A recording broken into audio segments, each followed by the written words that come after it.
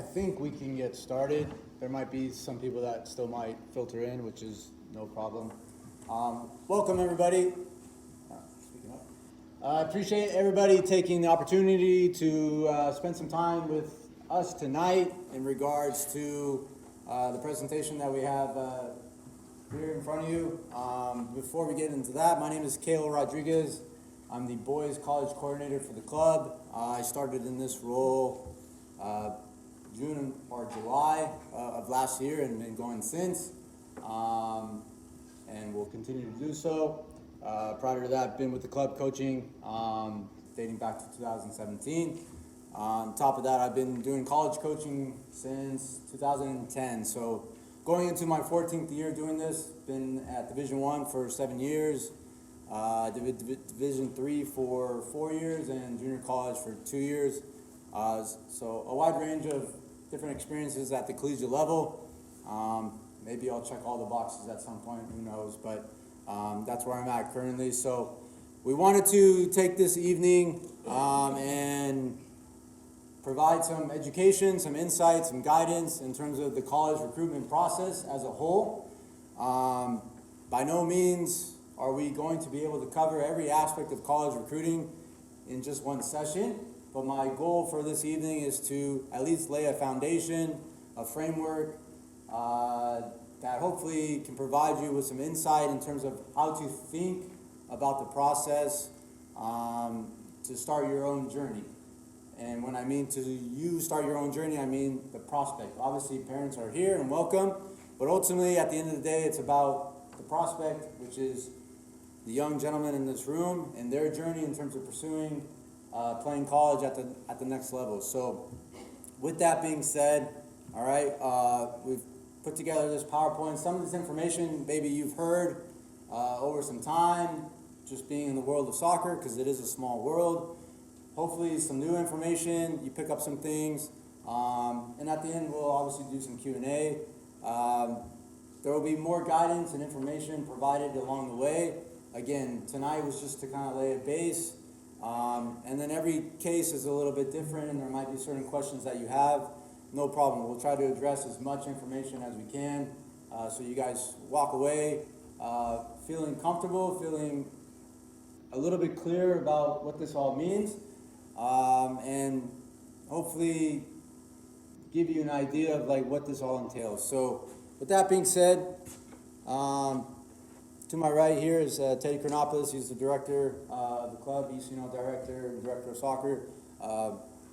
These are just qualifications and coaching a career. The one thing I can say about Teddy, and I'm not just saying because he's here, and I said it the last year as well, I think what's important is that you have coaches on staff at Pats that have experience in college, that watch college soccer, that have good relationships with coaches and programs across the country. And those are valuable resources and references that you guys have access to. So please take advantage of those. This is myself with a little bit of short resume. But again, been doing this for going into my 14th year, youth and college. A little bit about my education. Not that important. So, all right, let's get into the heart and the meat of it. I'll pause after every slide just to so everybody can kind of recap the information. If there's any sort of questions that follow up after this slide, that's fine as well. I'm going to throw a lot of information out at you, so I don't want to bombard everybody with more information than they need, but my goal is to also cover a lot tonight. So what do you need to know, and where do I want to start? There's a couple different governing bodies in terms of collegiate athletics, and in this case we're talking about collegiate men's soccer. Most of you have heard of these different entities: NC2A versus NAIA versus junior college. Okay, those are the three governing bodies that sponsor college athletics and particularly men's soccer. How is it broken down? Okay, you have NC2A has 3 different levels. There's Division I, Division II, and Division III, just in one entity, one governing body. Within NC2A, Division 1, Division 2, Division 3, there's a number of programs under each division, okay? And I'll talk about what that means and what the differences are amongst those. NAIA is a separate governing body that has a number of programs that sponsor. These numbers are just men's soccer. This is not all sports, okay? And to be honest with you, these numbers can change. People move up and down divisions at points. This is as late of information as I can give you, as close as I can give you, okay? And then there's junior college, which is your community college, your 2-year schools. Within these divisions, okay, we have the athletic scholarships. That's not academic, that's not merit, that's not financial aid, just purely athletic scholarships. And the amount of scholarships, the maximum amount of scholarships that each of those divisions, each of those levels can provide. What is the difference between NC2A and NAIA? Okay, NC2A consists of about 1,100 different universities or colleges across the country. NAIA is about 250. Okay, so it's a massive difference in terms of the amount of colleges. And then again, you have the different levels amongst the NC2A, Division 1, Division 2, Division 3. As you go down in levels, okay, these are your bigger programs, bigger schools in terms of enrollment size. And as you go down in levels, the enrollment sizes, the size of the school starts decreasing, okay? In terms of NAIA specifically, okay, you have typically the majority of your NAIA schools are going to be private universities, okay? And then a good amount of those are going to be faith-based universities as well. A typical enrollment size of an NAIA school, as an example, I believe is around 1,500 students, which is very small in comparison to a larger university. And that would be very similar to maybe a Division 3 program. Again, the enrollment sizes will go down, okay, in terms of the levels. What's the main thing between NC2A divisions? Division 3 does not provide athletic scholarships. It's primarily focused on academics, providing a good academic experience, okay? So that is something to be aware of, but we'll get into why maybe that's not necessarily something that you should focus your efforts on at a later slide, okay? Within these different scholarships, as I mentioned, these are max athletic scholarships. Soccer at the NC2A level is what's called an equivalency sport, okay, as opposed to a head count sport. What is a head count sport? That's men's basketball, men's football. So if you ever watched ESPN and they have those announcements and they put on the hat and they put on the shirt, okay, and they're announcing that they are attending or committing to that university. Head count means that anybody that's receiving some sort of athletic scholarship is getting everything covered. There's max scholarship. If you get a scholarship, everything is covered. If you don't get a scholarship, that means you don't get anything. Equivalency sport, okay, basically means that there's partial scholarships. So out of a Division 1 program, there's 9.9. Okay, a max scholarship for one individual would be considered one scholarship. But that doesn't mean you get one scholarship. You can get a partial scholarship, meaning maybe your tuition's covered, maybe your room and board's covered, maybe you just get books. Whatever the case may be, they can allocate partial scholarships up to that amount, which is 9.9 at Division 1 level. Obviously, the scholarships, as you can see, go down. Okay, NAIA has their own restrictions and rules, and their max is 12. Some junior colleges do offer athletic scholarships, not in the state of California, but other parts of the country, NJCAA, and also the NWAC, which is the northwest part of our country. Some of those universities offer athletic scholarships. A lot of the community colleges are also gravitating toward free tuition for in-state residents and those sort of things, okay, which is something to be aware of as well. With all that being said, just because they can offer 9.9, that does not mean that every program has the capacity or ability to get to that point. So that's the max you can have, but it's up to every respective institution athletic department in terms of the decision that they want to allocate a certain amount of dollars toward the men's soccer program. So while you can operate at 9.9 or 9, as an example, if we take NC2A, some programs maybe are operating only at 6 scholarships, as an example, okay? Not everybody's operating at the same dollar levels. If you watch college soccer, okay, there's this term that we use in our program that it's, if anybody has a background in economics, when they say markets are efficient, okay, markets are efficient. So that's why if I take basketball example, everybody gets really excited, okay, anybody, the program that knocked out Kentucky in the first round, men's basketball, little engagement here.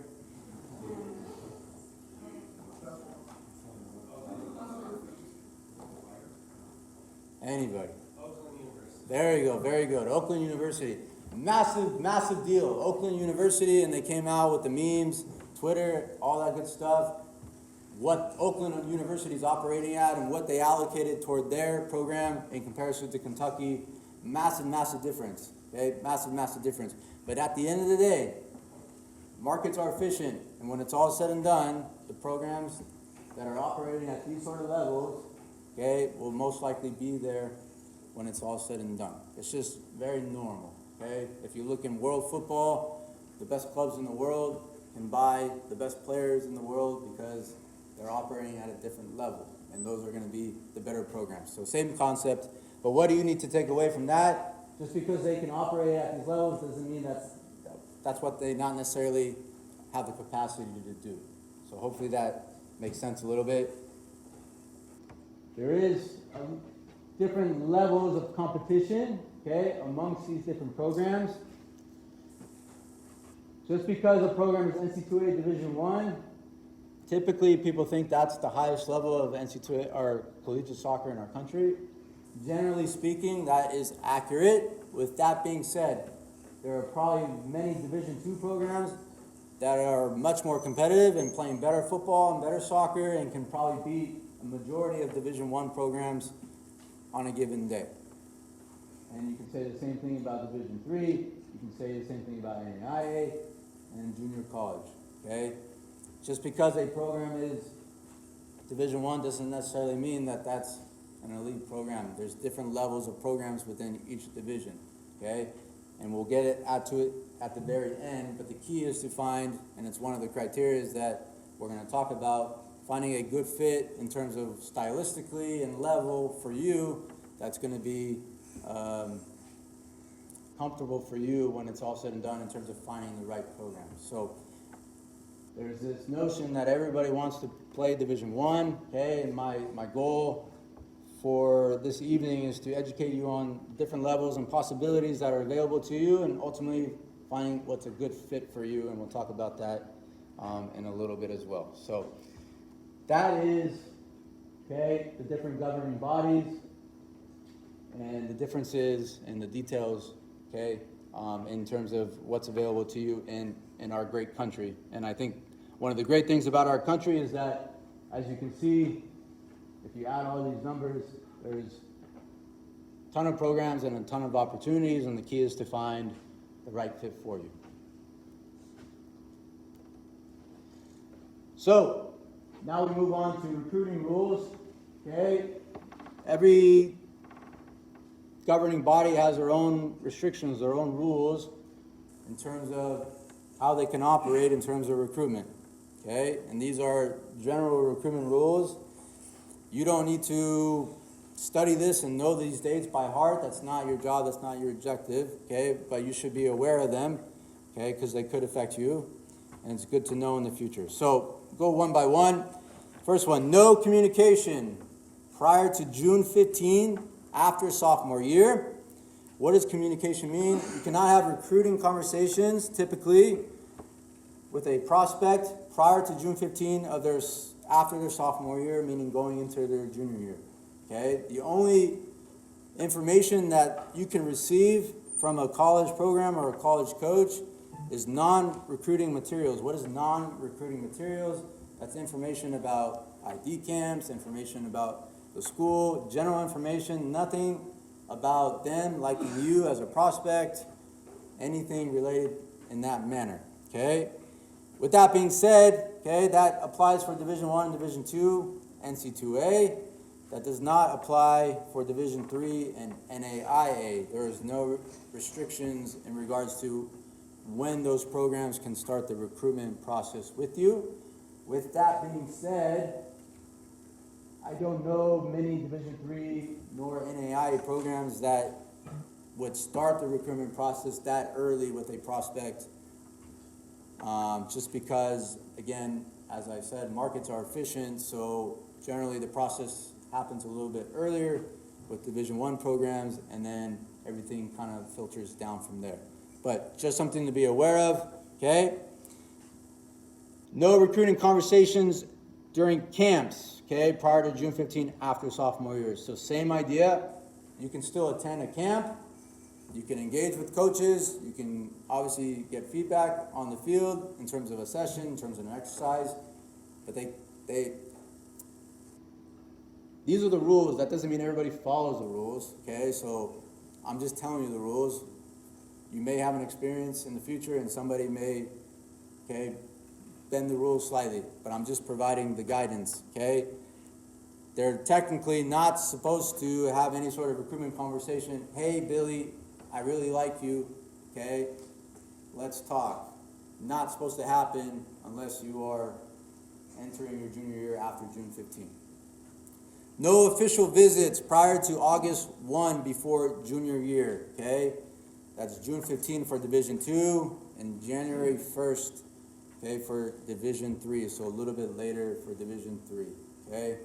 And I'll go into what official versus unofficial visits mean, okay? Unofficial visits prior to August 1 before the junior year cannot involve college coaches. So what does that mean? You can go and visit college campuses on your own as many times as you like, walk around, see the facilities, okay? You just cannot have direct communication with the coach in person on that visit until August 1 going into the junior year. So there's nothing stopping you from visiting, okay? Just know that a coach cannot interact with you until August 1. And that goes for unofficial visits, which again I'll explain.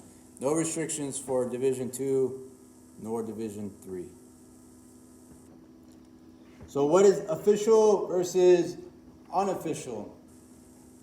Official visit means it's a finance visit. What does that mean? Program, coaches, staff will pay for the visit in some capacity or have the ability to pay for the visit or part of the visit in some capacity, some form. And that could be as little as paying for your parking on the day, okay? But if they allocate some sort of money toward your visit, that is considered an official visit. In order to do an official visit, okay, that university would have had asked for, 1, your transcripts, 2, you need to have an account with the NC2A, which I'll get into in a second, okay, and they need to be added to their IRL, which I'm not going to bore you with, okay. So there's a little bit more legwork that's involved with an official visit, okay. There are no restrictions on the number of official visits that you can do. There used to be a restriction of 5 official visits that you could take. No longer exists. You can take as many as you like, but you're only allowed 1 per school, okay? 1 per school. It's unlimited across all divisions and NAIA as well. And that's official visits I'm talking about. Unofficial visits, no restrictions. You can do that as many times. That's your own dollar. That's your own pocket. That's your own time. Nobody's telling you you can't do that. You can do that as many times, okay? But the official visits are restricted, okay? No verbal offers or commitments prior to June 15 after the sophomore year, okay? So again, just like the conversations kind of make sense, right? How can you verbally commit, or how can a school make you an offer if they haven't been able to actually speak to you, okay? So theoretically, they could make an offer on that very first day, June 15. It's possible. I'm sure it's happened, okay? But anything prior to that, not legal. NLI, November 13. So there you'll see verbal, keyword verbal. NOI is the national letter of intent. That's the letter that you sign, okay, that ultimately commits you to a university, okay. Typically, any prospect, okay, if they commit prior to November 13, and then when I say November 13, that's of the senior year. So when you hear about somebody committed prior to their senior year, that is a verbal offer. There's nothing in writing, okay, at any point technically, okay.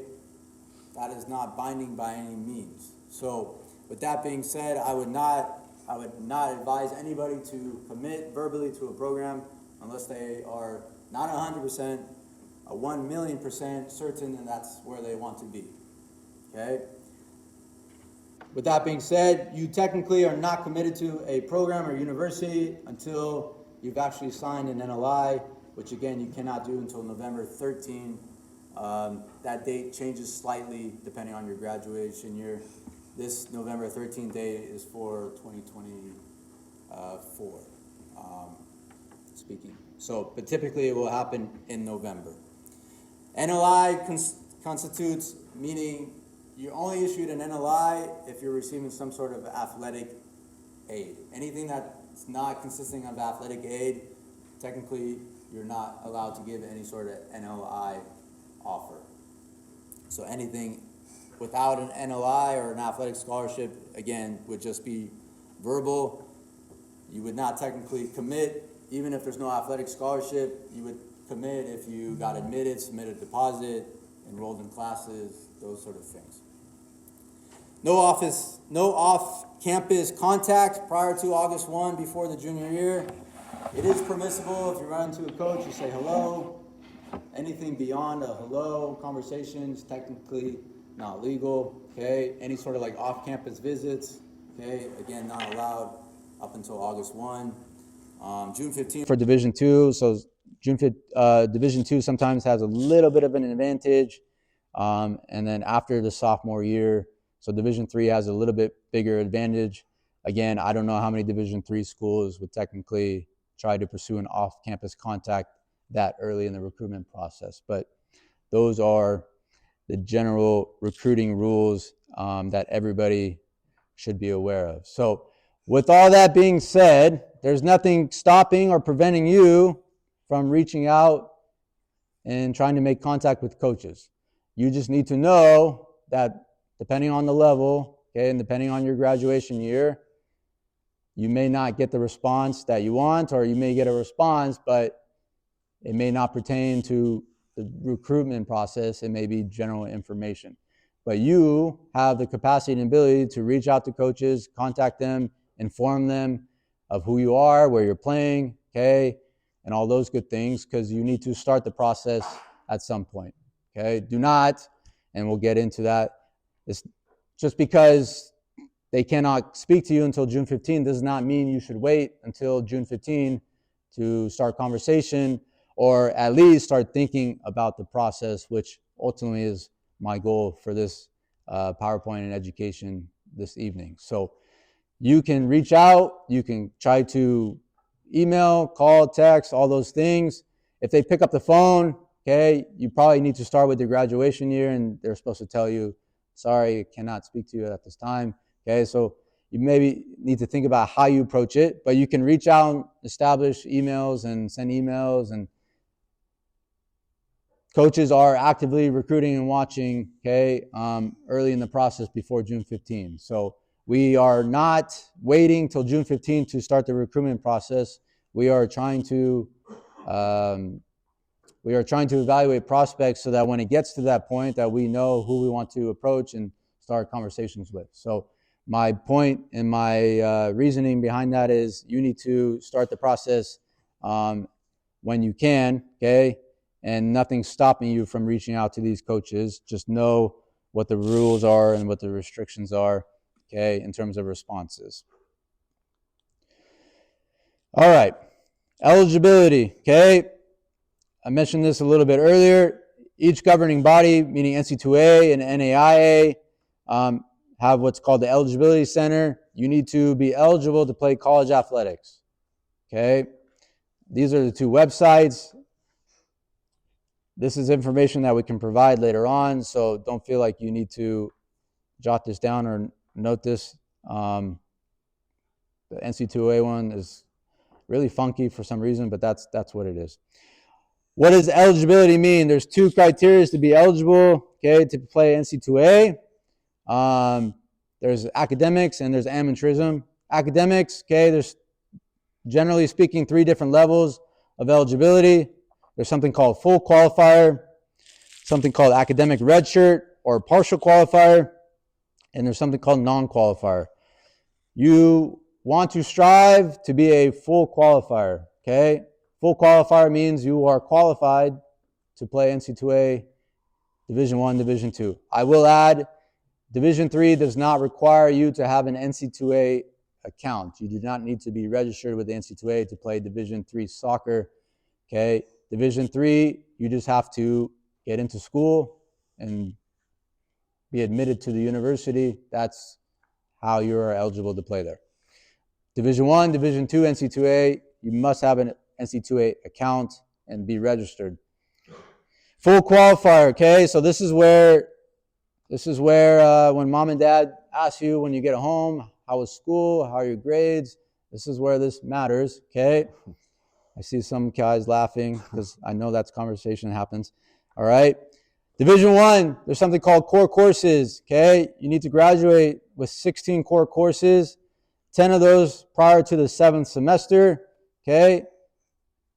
And a minimum of 2.3 core course GPA. So that course in soccer where you got an A does not count, okay? You got to reach a minimum of a 2.3 GPA core course. Division 2, it's same 16 core courses, slightly less on the minimum core course requirement, 2.2. The 10 prior to the 7th semester, that's like progress toward those 16 core courses. So you cannot get to the 7th semester, you only hit 6 of those, and then you're going to overload in that last year. That's not how it works. You need to make progress toward those 16 core courses, okay? I'm not going to list what the core courses are. Here's my advice, okay? If you don't know what I'm talking about, players, not parents, go and schedule a meeting with your high school counselor or advisor and make sure that you are on track, okay, to be an NC2A full qualifier. They should know what that means. If they do not know what that means, they are not good at their job, nor should they be in that position. So I would highly advise, okay, that you go and schedule that meeting right away, okay, so that you are on track and you are satisfying these requirements, okay? And I'll get to it in a second because it says it at the very bottom, okay? I'll get into that in a second.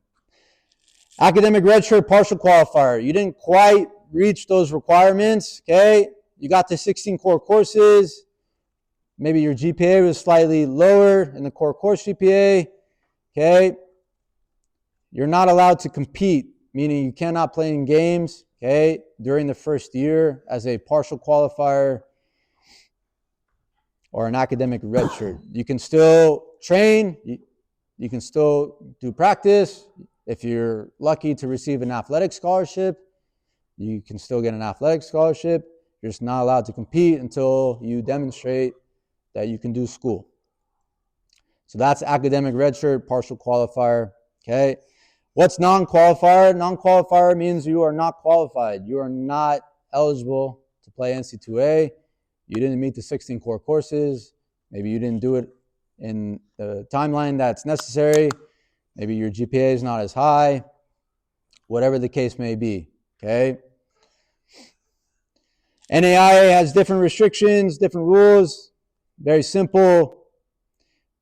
Let me summarize NAIA. NAIA, as I described to people, is like the wild, wild west, okay? There's very few restrictions in that manner. These are one of the few restrictions. You got to meet a minimum of 2.3 GPA or a 2.0 GPA with a qualifying test score. So if you don't meet that 2.3, they say, okay, your GPA can be lower, but you got to reach a certain test score, ACT or SAT. So minimum 18 on the ACT, minimum 970 on the SAT, plus graduate in the top half of your high school class. So I hope that all you guys look at these minimum requirements and are laughing in your head, because these are minimum as it gets. Hopefully you are nowhere near these minimum requirements, but it's my job to share these with you so that you're aware of them. What's the other thing that NC2A does? Okay, something called amateurism. All right. You need to have amateur status if you're going to participate in NC2A. Okay. How do you maintain or make sure that you have amateur status? At no point should you have ever hired an agent. Okay. At no point should you have profited off of the game of soccer more than maybe something in terms of expenses. Okay, I'm not going to get into the details behind it. Okay, and at no point should you have ever received some sort of competitive advantage because you're a talented player and somebody gave you a competitive advantage. What's an example? Somebody bought you like a free pair of boots or something, or maybe a sponsorship or something like that. Okay. If at any point you did any of those things, you are liable to lose your eligibility to play NC2A college soccer. Basically, it's considered an unfair playing level if you're playing against a professional athlete, because at some point you hired an agent or at some point you received money for playing the game of soccer. Okay, so you're going to go, you create a team with your buddies, you're going to play in this tournament, there's prize money for the tournament. You're putting yourself at risk if you guys won this tournament and you collect prize money more than expenses to get to the tournament, to travel, to stay in a hotel, whatever. Again, small details, okay? You need to be conscious and think about these things. As an example, okay? I cannot bring Messi to the university that I want to coach at. He's made too much money in this point in his career, as an example. A few more laughs would have been good, but I'll take it.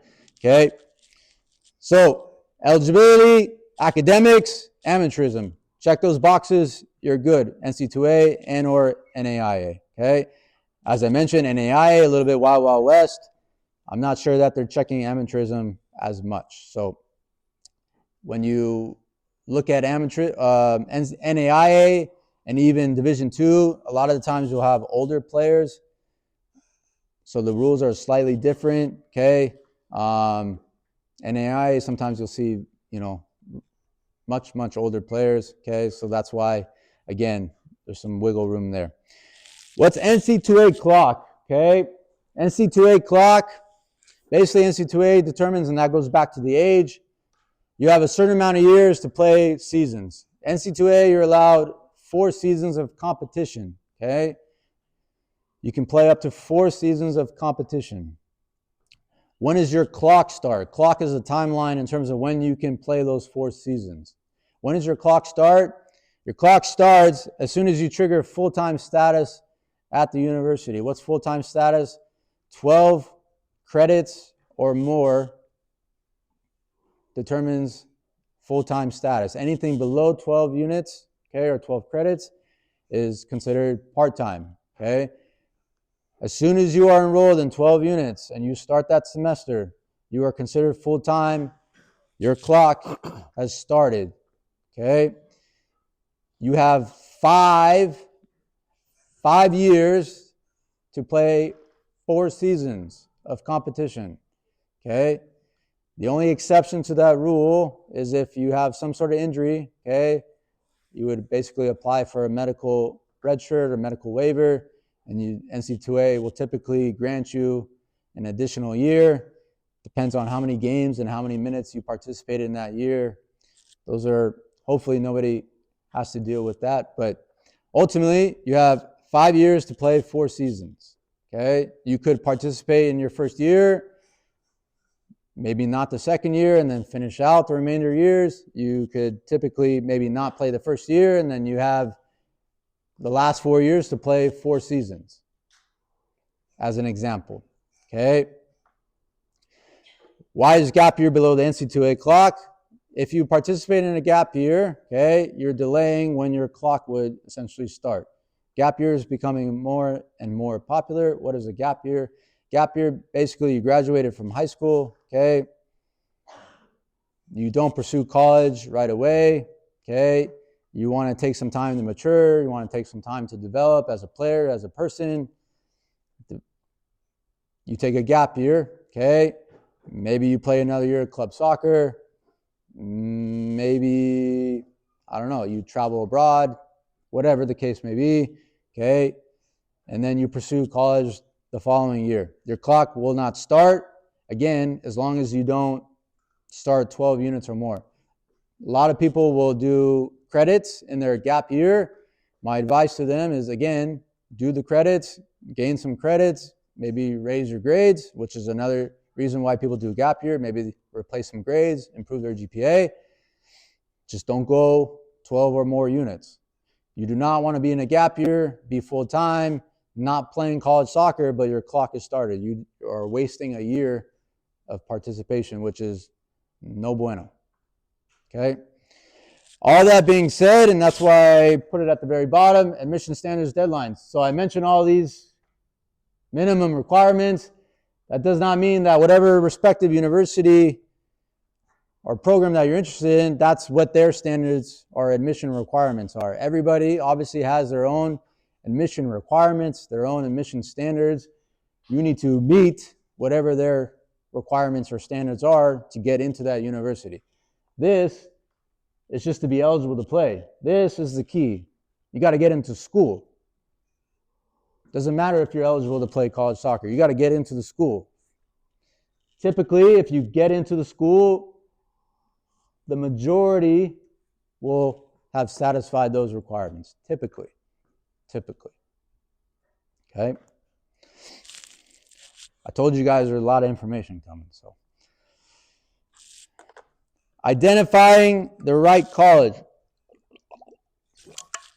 So we talked about eligibility. We talked about the different governing bodies. Well, how we know what the right college is. So I kind of know the rules.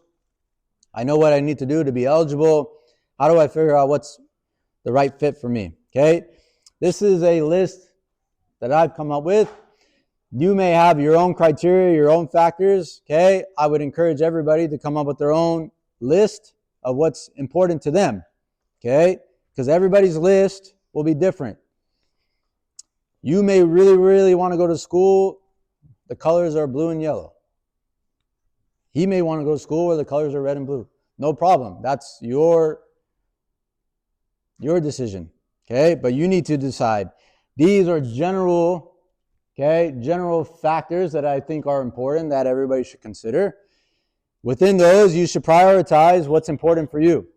Okay? Which will allow you to narrow down your mind in terms of how you want to think about what schools are important for you. So, accreditation or academic reputation, okay? Can you be admitted? So, you may have aspirations. I'll use Ivy Leagues as an example. Everybody knows that Ivy Leagues are very high academic universities, high academic systems, okay? But if you cannot be admitted, maybe you do not want to put the time and effort and energy in trying to be recruited or do the research on those schools. You need to do research to know that academically you can get into a higher academic institution. But if academic reputation is important to you, then that should be a factor for you. Okay? Private versus public. Okay? Private schools, again, as we mentioned earlier, tend to be smaller enrollment, so smaller class sizes, which may be really important for you. Public universities, bigger enrollment, bigger class sizes. Okay? Within that, there is in-state versus out-of-state tuition. Okay, so if we speak California, because we are in California, we have the UC system and we have the Cal State CSU system. Okay, both are designed for California residents like yourself. The tuition amount, the dollar amount will be cheaper for you to attend a UC or a CSU system in comparison to somebody from out of state. Those are designed because they want to keep you here in the state of California to go to school, as an example. Location, okay? weather, geographics, too close to home, is it far enough away from home? You need to think about those things. I've had somebody tell me, Coach, I've grown up in Orange County my entire life. It's just not something I'm interested in doing. No problem. I'm okay with that. Size, enrollment, is it too big? Is it too small? Do I want to be in a lecture hall of 100 people? Or do I want a classroom of 10 to 12 people? Those are things that you need to think about. Campus environment, is it in a rural setting, urban setting, suburban setting? Okay. And with all these things, okay, this requires research. This requires time for you to do the research, to probably go and visit these sort of campuses, walk the campus, get a feel for it. So you're very, very clear in terms of what it's offering, okay? Majors offered, super, super important. Do not go to a school that does not offer a major that you're interested in. I get asked this question all the time. What do the majority of the players on your roster study? It's not an important question to me. It should be about what you want to study. Why do you care what other people are studying? Find a university that offers something that you want to study. And the truth is, you probably may not know at this point in time, and that's okay. Most people go in undecided, undeclared. At some point, typically toward the end of your sophomore year, you need to declare a major. But if there's absolutely nothing that you're interested in, then maybe it's not the right school for you, okay? I think that's super, super important.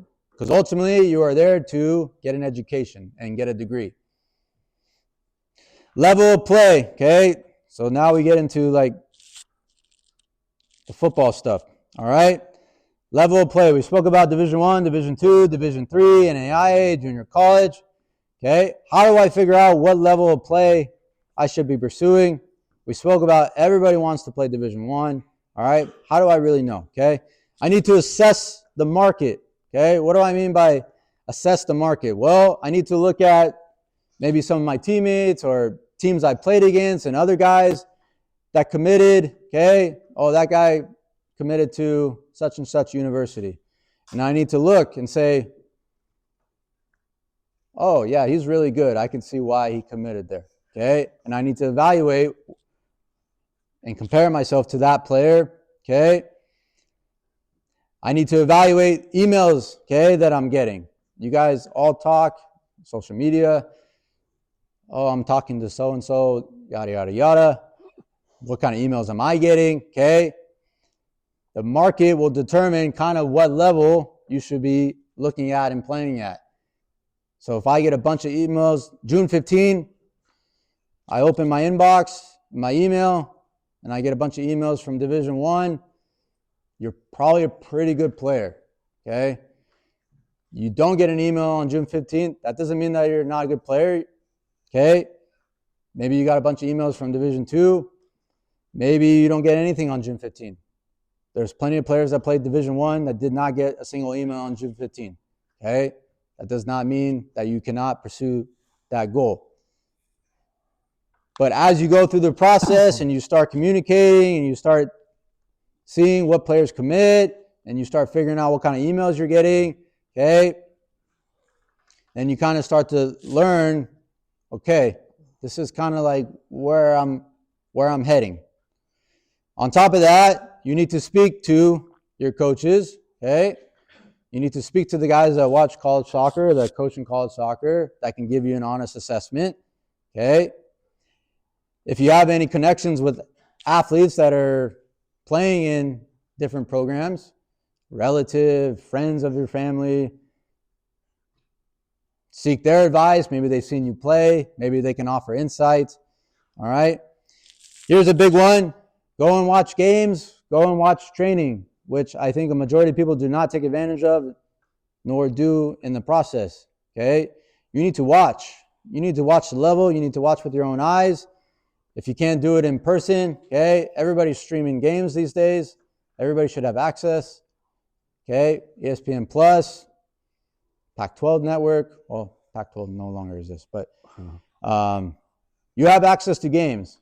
So it's not a reason. You need to spend time watching games, ideally go in person, go and watch the level, go and look at the guy playing your position. Do I look like the guy that's playing my position? If I'm a forward and the guy on the field is 6'2" and I'm 5'5", I don't look like that guy. They may not look at me. You need to ask yourself those sort of questions. But I need to look at the level and say, I can play at this level, or man, it's a little bit more advanced. These guys are athletic. I maybe don't have that sort of physical qualities. Okay? Go and watch the training. And lastly, attend ID camps. Okay? ID camps are good because, and I'll get into ID camps hopefully a little bit later, but one of the things about the ID camps is you typically play against other prospects that are trying to garner the attention of that program, and you can kind of see where you're at in the level of the camp.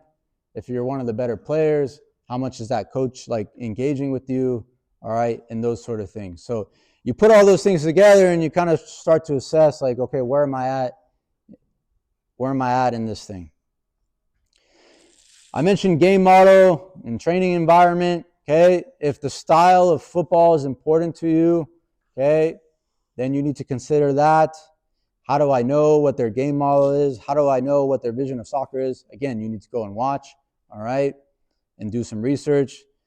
If you like it and you feel like you can fit, okay, then maybe that's a school of interest for you. If you don't care about that, that's not important to you, that's okay too, okay? And we're going to get into why all these things are important in the next slide. All right. The facilities, the resources, and that's both athletic and academic. Okay. If all those things are super important to you, all right, because every school can offer something a little bit different in terms of how they can support their student athletes.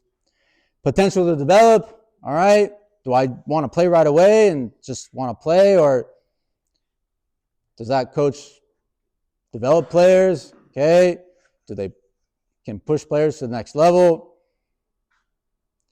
Important, I think. At the end of the day, it doesn't all matter unless I can afford to go to the school. So cost is definitely a massive factor, okay? And within cost, we talked about athletic scholarships, okay? The truth is, okay, don't tell anybody because it's a secret. The majority of the aid that anybody can get from college doesn't come from athletic aid. Please don't tell anybody though, okay? Comes from financial aid and comes from academic aid.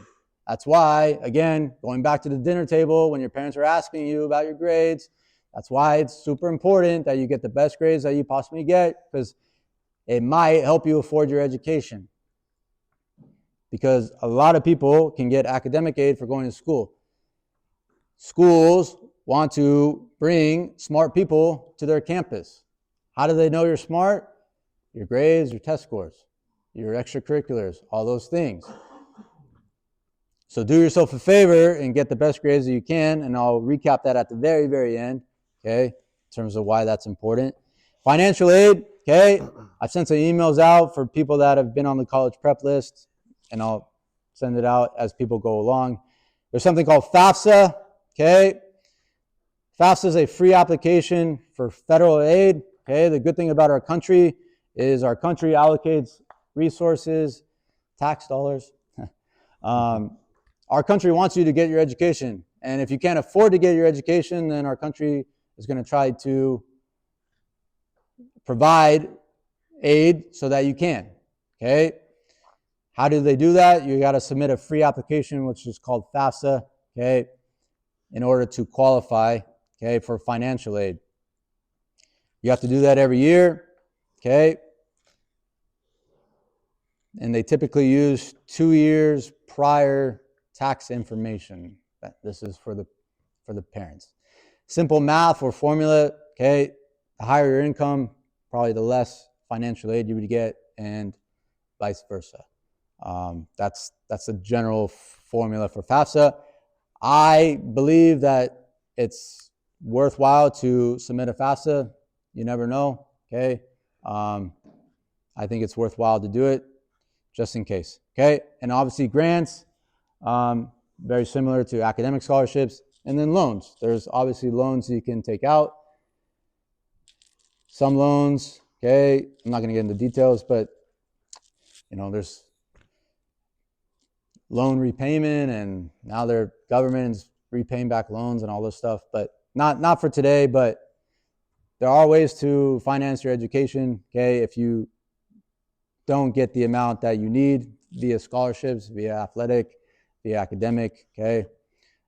You're looking at a guy that took out loans, all right, paid them off, so I'm in good shape. So, and I'm still here, and I have a roof over my head, so I'm all right. Teddy says this all the time, and I think it's like great advice. Okay, he says, would I attend this university if soccer was not an option, if soccer did not exist? That's how you need to think about that option. If I cannot play soccer there, would I still go to that school? If the answer is no, it's probably not a good fit for you. If the answer is yes, maybe it's a good fit for you, okay? The other way to think about it is, where do I not want to go? You can start crossing schools off your list for whatever reasons. That's another way to start thinking about the process. Where do I not want to go? And go from there. Oh, but you got to come up with good reasons as to why you're crossing schools off your list, okay? All right. So why is this all important? There's something called the transfer portal, okay, which exists in the NC2A. Transfer portal is basically an online portal where student athletes that desire to transfer from a current NC2A university for different reasons, which I'll get into, trying to go somewhere else. All right. This is a survey that was sent out, and these are the different reasons, okay, as to why people look to transfer from their respective universities or programs. They want to play at a higher level. They want a better relationship with the coach. They want more playing time. They want better academics. School didn't have my major. They want to be closer to home. For me, I think this is preventable to be in the situation that you want to transfer for these reasons if you go through the process correctly and you do your research and you figure out and you check all the boxes so that when you get to the place that you're committed to, that you're completely content and happy with your choice, that you're not in a position where you're trying to transfer because they don't offer these sort of things. Why would you go to a school that doesn't offer your major? Doesn't make sense to me, but it happens because for whatever reason, it had everything else that they wanted. It all needs to come together. These are the numbers, okay, in the transfer portal for men's soccer only, okay, dating back to 2018 all the way till here. There's a trend, as you can see. Every year, more and more people are putting their name into the transfer portal. This is where we're currently at, and on May 1st, because there's different windows when you can put your name in, on May 1st, it opens back up again, and this number is going to jump significantly in one day, and this is the number alone of just Division I prospects. That's across the country. That's 3,000 young men looking to find another place to play for these reasons. These are different graphics based upon the NC2A. I don't want to get into specifics, okay, but I think they're noteworthy. So what are the outcomes for Division I students entered in the transfer portal? 45% of them transferred. 9% of them, this is up until now, 9% of them took their name out. 45% still trying to figure out what the heck to do, which is very, I would not want to be in that position, okay, trying to figure out what I'm doing at that stage. Cale, real quick, can you explain what happens financially to you if you have? Yeah, so Teddy asked, what happens financially? If you're on some sort of athletic aid at whatever your current respective university, okay, there's two things that can happen. One, in order to enter the transfer portal, guess what? Your coach and the school are going to know about it. You cannot enter yourself manually into the portal. Your coach is going to find out and know about it, okay? Once you enter your name into the portal, you are liable to get any sort of aid that you have, athletic aid. They cannot take away anything else. Athletic aid, they can pull it from you. They can tell you, can't train anymore with the team, okay? So you are taking a risk, okay? You are taking a risk. And when you go into the portal, you are not guaranteed that you're going to pay the same dollar amount or receive the same sort of aid at your next destination. So, aided at departing school, okay? These are the graphics, these are the figures. Just because you had aid prior doesn't mean that you will receive aid at your next destination. Transferred without athletics aid, okay? 14%. They had aid, 14% of them left without aid. They transferred, and 14% of them didn't get aid. They didn't have aid, 24% of them didn't have aid. 61% still in the portal that didn't have aid. 42% still in the portal that had aid. Those are staggering figures in my mind, okay? Scary place to be, I think. And guess what? Oops. It's only getting more and more difficult. A new rule just came out. Spoke about it with Teddy. NC2A. They said you can now transfer as many times as you like. Okay? It used to be you can only transfer once.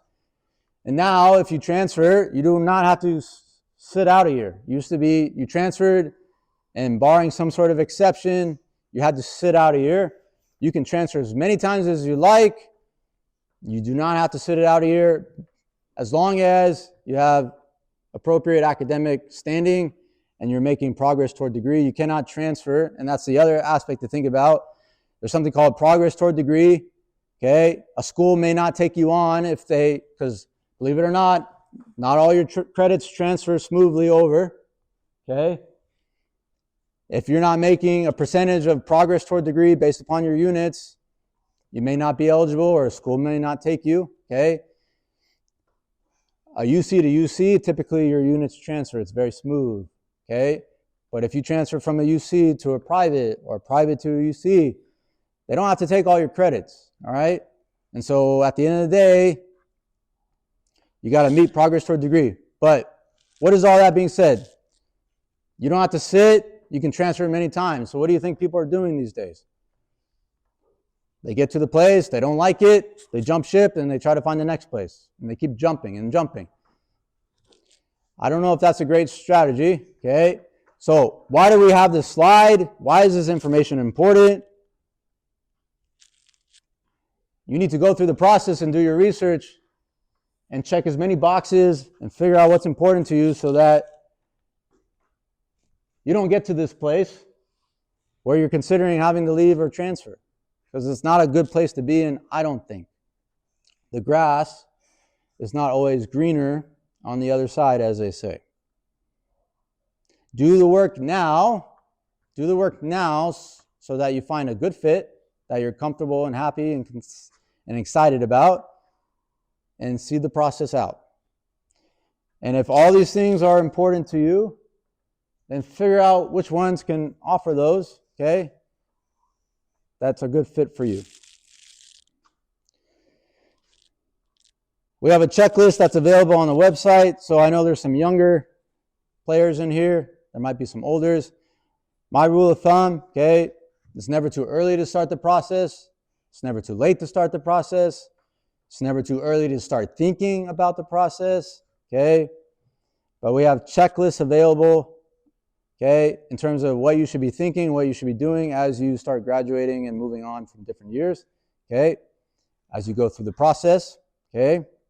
These great checklists are in the Playmetrics app under the club resources. You'll be able to find They're long lists, so we won't go through them, but they are available for you guys to access, okay? And that brings us to Q&A. I know it's a lot of information to digest, to think about, okay?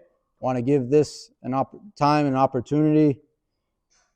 7:34. Okay, we're an hour in. All right, we have the room for longer. Obviously, don't want to keep people for too long, but want to give an opportunity for people to ask any questions. I would say, hopefully, questions are general questions that can help everybody. If there's specific questions, maybe you have a specific question, individual case, then maybe that's a conversation that can be had later. But obviously, want to give an opportunity for people based upon all the slides, and I can go back to the slides for people that have follow-up questions as needed. I know a lot of people submitted questions. My goal was to go through the presentation. Hopefully, a lot of the questions were answered that were submitted, but obviously, there might be some follow-up questions, and you may leave here and, dang it, I didn't ask that question. That's okay. I do have email, I do have cell phone. People are welcome to reach out after the fact as well. But since we're here, I'm happy to answer questions. So. Would you suggest like a highlight video to send out to coaches? Like, should kids be coming up with their own edited video highlights? Yeah. So yes. The answer is yes. It's a must. It's a must. Everybody should have a highlight video. I have here in my notes, okay, and it's up, so I'll converse about it. But I have strategies for ID camps, for emails, and for highlights. There's strategies behind those things, okay, that are very, very important, okay. Yes, you should have a highlight. Yes, the player should create a highlight. Simple rule of thumb, okay. I won't go into specifics. At some point, I sent out information about highlights to the college prep group. I'll send it out as well to the next group. It should be brief, okay? And it's called a highlight video because they are, or should be, highlights. It needs to be your best elite actions based upon your position. And the truth is the highlight needs to catch my eye within the first or second action. And if it doesn't, that little red box at the top right that has an X in it, I'm clicking out of it pretty fast. You got to catch the coach's eye within the first 1 or 2 actions, and they need to be really good actions based upon your position. Otherwise, that highlight video is not getting seen. So there are strategies to it, okay? I recommend concise. What is concise? 2-3 minutes, to be honest, of your best clips. And if you cannot put together a highlight of 2 and 3 minutes of your best clips, then don't send the highlight until it's your best work and it's ready to go. What is a good highlight? So if I'm a center back and my first clip is me passing to the other center back with no pressure, square, I can find not 1,000, I can find hundreds of thousands of kids that can do that same action.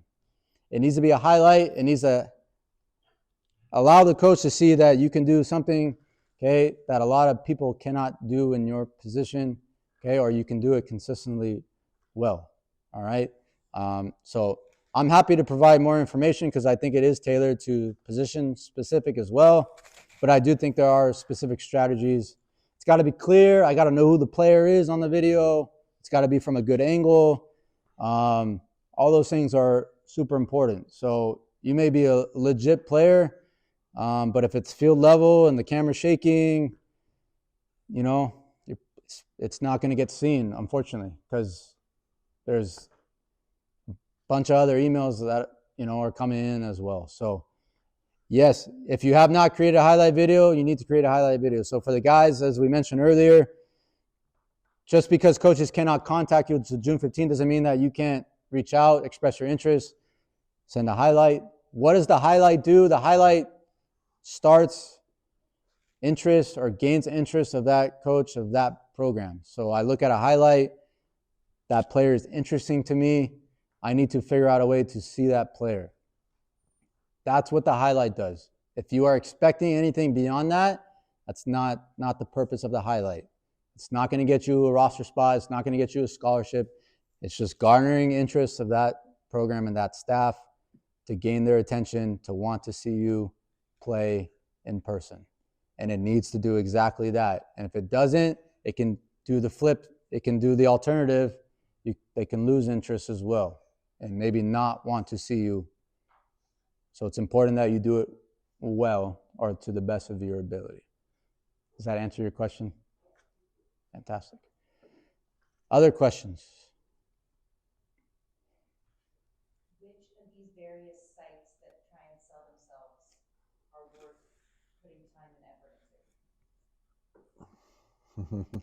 None. That's it. My honest opinion, none. Unless you have a reliable resource and you have the capacity. Some of them can help you. I think they do the legwork for you. So if you're willing to invest that sort of money in for somebody or a company that can do the legwork for you, then maybe it's worthwhile. You know, they can put together a highlight video and they can reach out to coaches. I think with technology, every person should have the capacity to be able to do that work for themselves, and you don't have to spend money on it. That's my honest opinion. I don't know that sometimes those people can establish connection or resources, but the truth is that's why I'm in this position. That's why he's as good as it gets in terms of directors in this country. That's kind of like your segue in a little bit at times. So yeah, they have to do some work though. Like there is work involved in it. So yes, like it's for people that don't necessarily want to do the work. But I don't think it's needed, in my honest assessment, from my experience of what they provide on my side of it. I hope that doesn't discourage you. What else? Come on, players. Okay, yes. At what point do you advise kids to start going to training camps? Great question. I think there's two reasons to go to ID camps. One, if you just want the experience of going to a camp, put yourself in that environment, as we spoke about, playing against other players,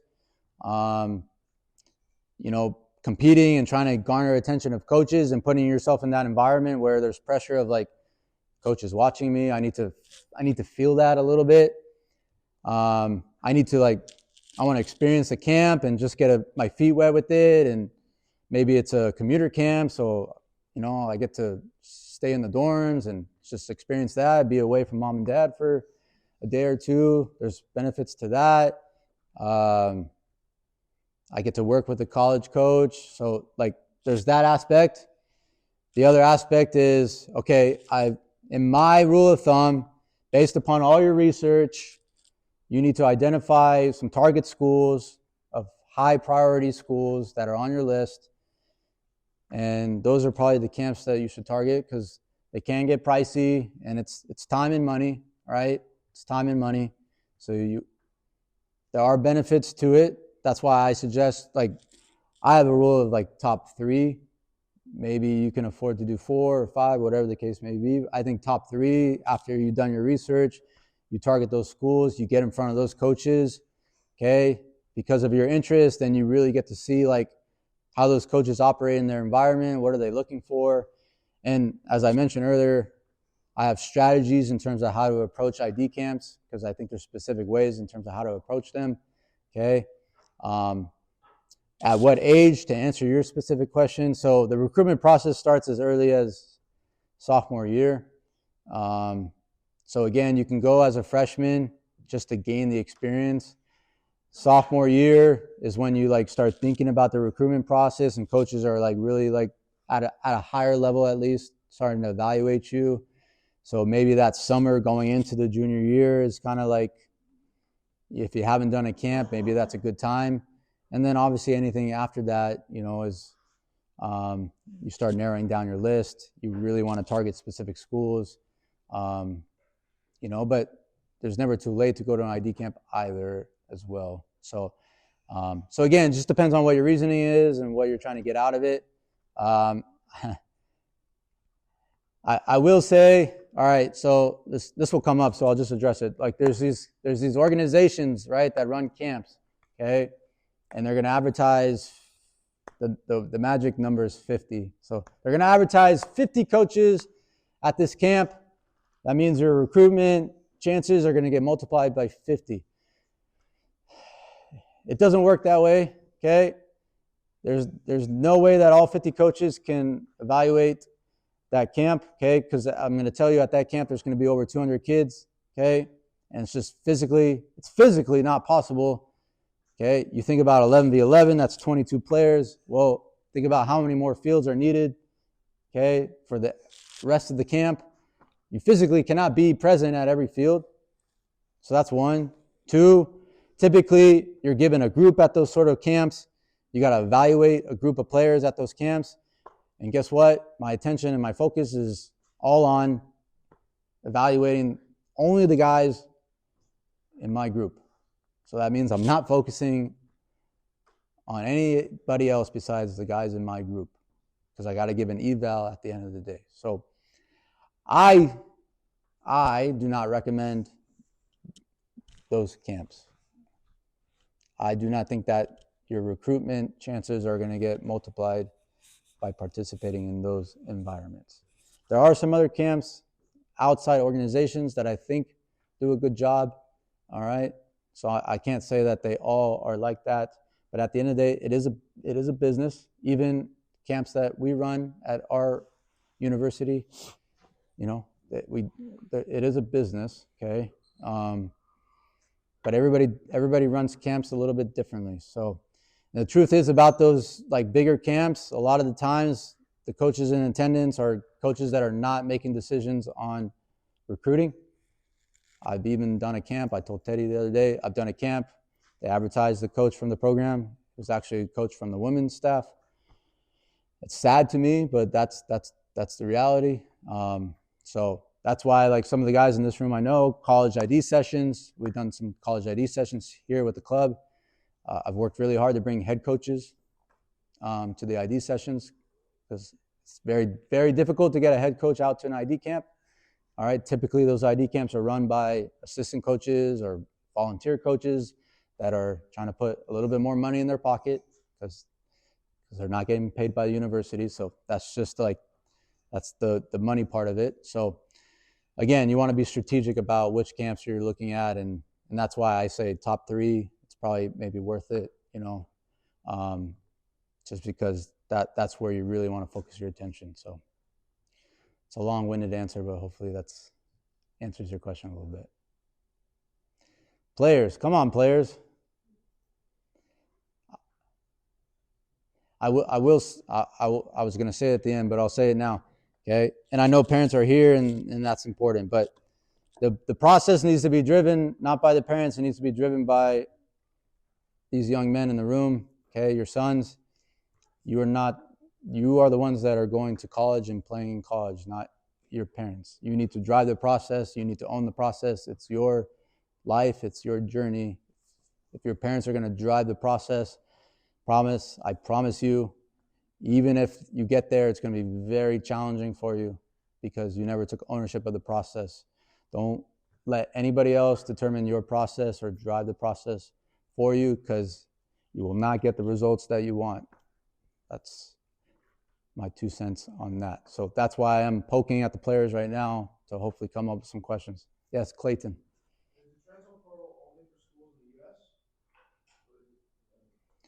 Transfer portal is only for NC2A universities. So I will say, though, in regards to your question, the funny thing is soccer is a world sport, and just like young freshmen or young high school seniors,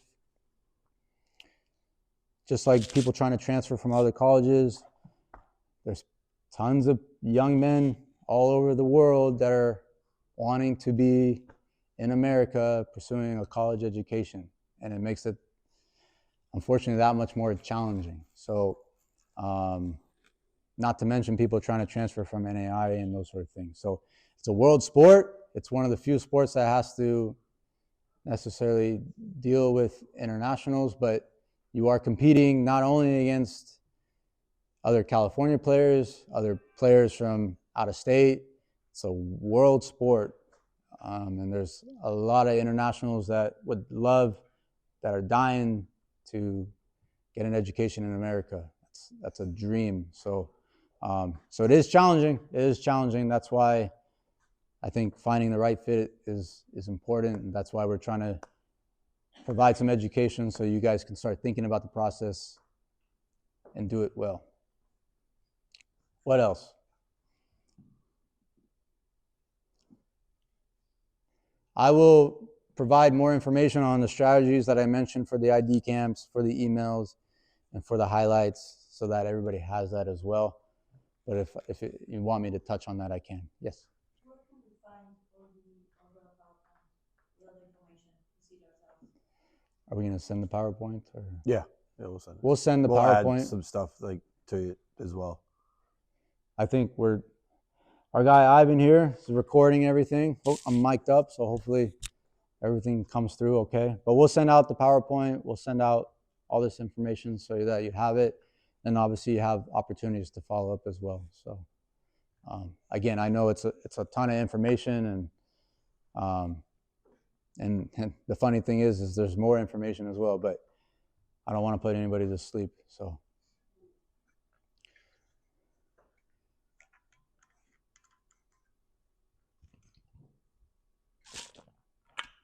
any other questions?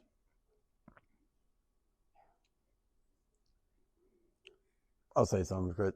I think ultimately everyone, we put this together just to inform, educate players, parents, and we actually included, there's a lot of 2009 kids in here as well that are freshmen or even 8th graders that are going into their freshman year.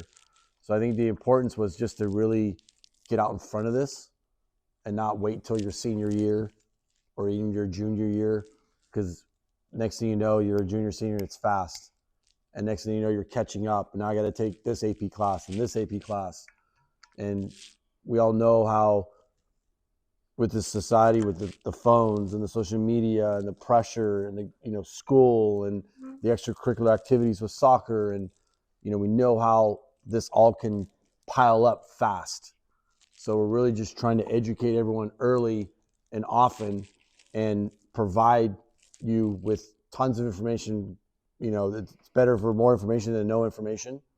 And having to hire Cale at the same time, just another person that could answer questions for you, quickly, or it's myself that can help you navigate that college process, on what you should be looking for. And a lot of the times it's like Cale said, a lot of the work is done by the player. Not the initial part, because a lot of it's done by us through visibility, coaches calling us. I get 3-4 calls a day on players on, what do you think of this player? What do you think of this player? What do you think of this player? And once we make that point of contact and we're like green light or yellow light, maybe we need to slow down a little bit, because I will be honest, because it's our reputation as individuals, as a club, and to make sure that we're providing the right information. Because the one thing we can not want to do is say, oh, this player's fantastic, he's great, and then it turns out he may not be that great, which is okay. But we may want to make sure that we're giving them the right information. And then after that, it's you guys, it's the player. Player starts communicating with the coach daily or weekly, whatever it may be. But again, this is just more for us to get out in front of it, because of what he showed you on the transfer portal is real. And we want to educate you guys as much as, because we want you guys to be successful. So the more information you have, the more opportunity you have to get out in front of it and to be successful, because it's only going to get harder. The international thing, the transfer portal, it's real. And you're seeing more and more kids transfer, but you're also seeing less and less spots. There are less and less spots for freshmen going in, like he said, international. You put yourself in a college coach's position. Is he going to take a 17-year-old coming out of high school, or is he going to take a 22-year-old that's been playing with in England for the last 5 years at a high level? He's probably going to take the 22-year-old, right? So I'm not here to try to scare you in any way. We're just here to provide you as much information as possible and educate you, understand what's in front of you and how we can help you. right? You always ask for help. There's never a wrong question. Never. Like, always pick up the phone, text, email, whatever it may be, and let us know how we can help you with that process. Because it's hard, and we know that, but we want to help you too along the way and make sure that you guys are in it. Does that make sense? Yeah. Any other questions? Sorry. I'm just curious if they're recruiting internationally, if those same amateurism rules apply. They do, yeah. They're a little bit harder, Do they vet them pretty carefully? more so than the domestic kids, yeah. Yeah, absolutely. Again, for NC2A, NAIA, a little bit different. And I find it, I've seen, talking to college coaches, it's not that easy to, like, Cal Poly Pomona, for instance, it's very easy to get international kids into their school. UCI is very difficult. I don't think you have maybe one, maybe a couple, three. Pomona has, like, I think half of the roster is international.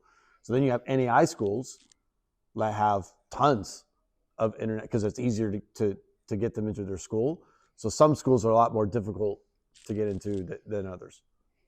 Is it becoming more common that kids are going through junior college first because of ages and getting bigger and because the colleges are looking for bigger, older, more?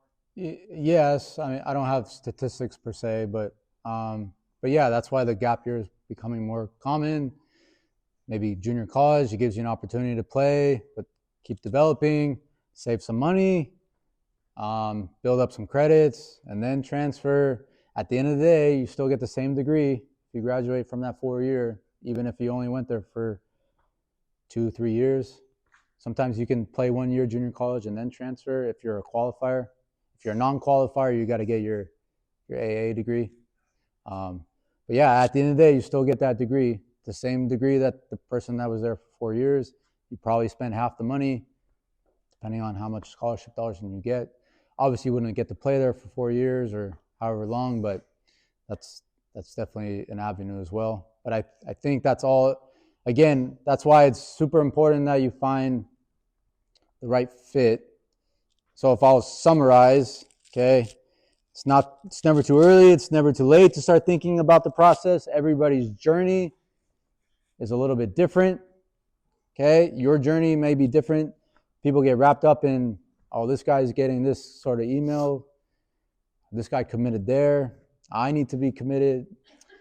That's not how you should approach it nor think about it. Your process is different, okay? Everybody's journey is different, but you need to find what's a good fit for you, what's going to make you happy in life, okay? But you need to do the work to get there, all right? But at the end of the day, like, I don't have any secrets. There's no secret formula that's going to get you to where your dream school or your dream place. There's no secret formula, okay? This is all information based upon my experiences and my knowledge that can help nudge you in the right direction. But there's no secret that's going to, okay, if you do this, I'm going to get this opportunity. It doesn't quite exist. But what I can say is you need to focus. And when I say you, meaning the players in this room, okay, you need to focus on the things you can control. And what can you control? You can control the amount of research and time you put into the process. You can focus on your grades, getting the best grades you can possibly get, okay? And the one thing that I think young people forget all the time is you need to focus on getting better as a soccer player every single day.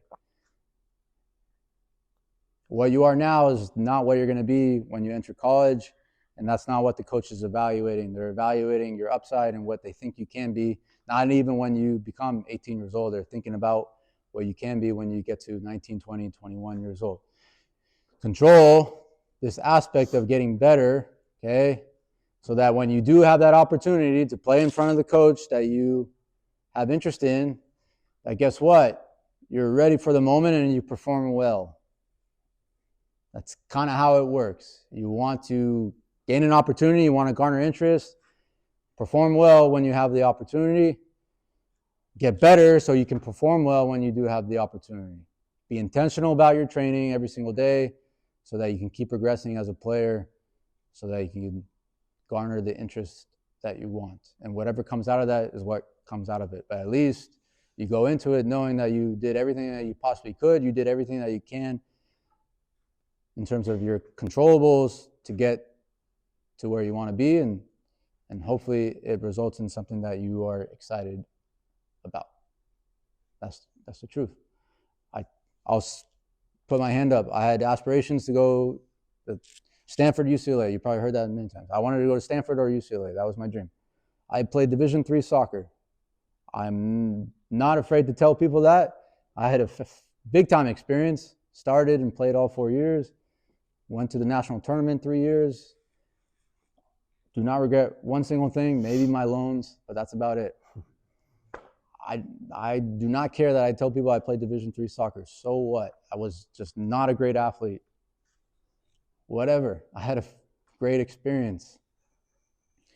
I didn't get my dream, but I had a great experience and I found a great fit for me, and that's what I think is important for everybody to understand. So that's the key, is to find a good fit, own the process, control what you control. And that's what I would leave you guys with, apart from other strategies that I think that are important for you guys to know that can help get you to where you want to be. But at the end of the day, it's about you putting in the work. This hopefully gives you a little bit of a framework, a little bit of a base in terms of how to think about the process and move forward with it. So with that being said, any other last minute questions before we let everybody go?